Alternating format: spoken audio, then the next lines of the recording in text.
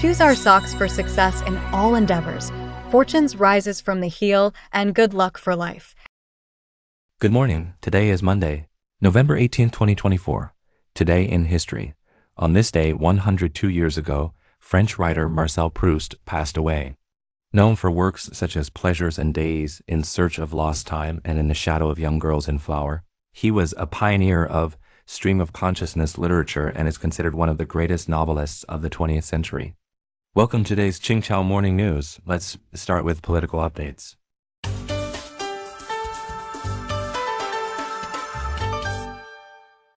Trump forms efficiency department led by Musk and Ramaswamy.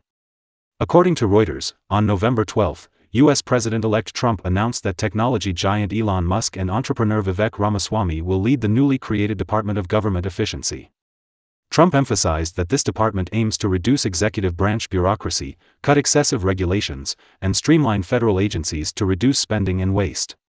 Musk, 53, is the founder of Tesla and SpaceX and the owner of the social media platform X. Ramaswamy, 39, the son of Indian immigrants, founded the biopharmaceutical company Roivant Sciences and was a Republican primary candidate in the 2024 presidential race. Malaysia's former finance minister Diam passes away. Comprehensive news from Kuala Lumpur. On November 13, Malaysia's former finance minister Diam Zainuddin passed away at the age of 86. Diam, a close confidant of former Prime Minister Mahathir Mohamad, represented Mahathir's government in numerous negotiations with Singapore during his tenure as finance minister. Previously, Diam's trial for allegedly underreporting assets resumed on October 17, but he was hospitalized the day before and could not appear in court, leading to a postponement. His wife, Naima, was charged on January 23 with failing to comply with an asset declaration notice from the Anti-Corruption Commission, and Diam faced the same charge on January 29. The charges allege undeclared assets including a bank account, 7 luxury cars, stakes in 38 companies, and 25 properties. If convicted, they could face up to 5 years in prison and fines of up to Rm100,000.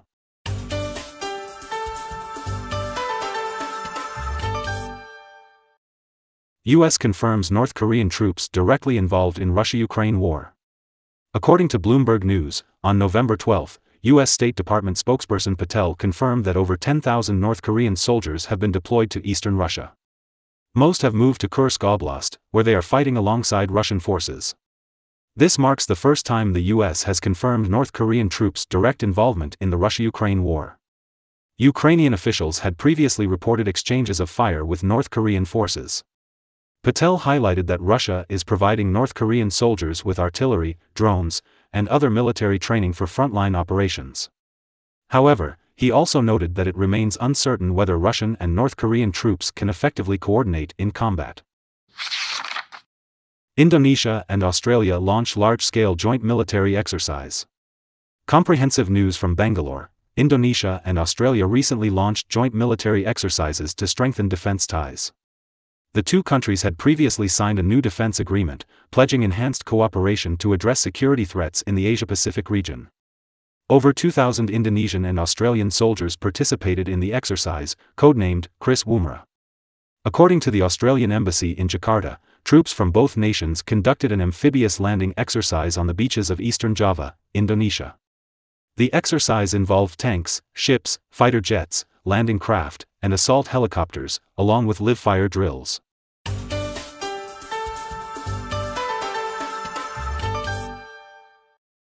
Seven-Eleven parent Seven & i Holdings considers privatization. According to Bloomberg, Seven & i Holdings, the parent company of 7-Eleven, is considering privatizing through a management buyout, with the deal valued at around 9 trillion yen. If successful, this could become Japan's largest ever acquisition. Itochu Corporation, the Ito family, and existing investors are expected to contribute 3 trillion yen in cash and equity. Japan's 3 largest banks, Sumitomo Mitsui, Mitsubishi UFJ, and Mizuho Financial Group, will provide 6 trillion yen in financing. 7 & i Holdings has not yet publicly responded. Following the news, 7 & i's stock price surged 17%, its largest one-day increase since August 2021.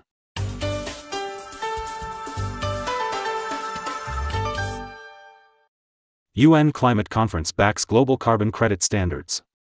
Reuters reports that the 29th United Nations Climate Change Conference recently reached an agreement to support global carbon credit quality standards, a key step toward launching the UN-backed global carbon market. This development is expected to significantly promote energy conservation and emission reduction. Carbon credits are generated through projects such as forest and wetland conservation and wind farm development. When a company purchases a carbon credit, it effectively reduces or removes 1 metric ton of carbon emissions. In theory, these credits allow countries or companies to finance projects that reduce emissions or remove CO2 from the atmosphere anywhere in the world and use the credits to offset their own carbon emissions.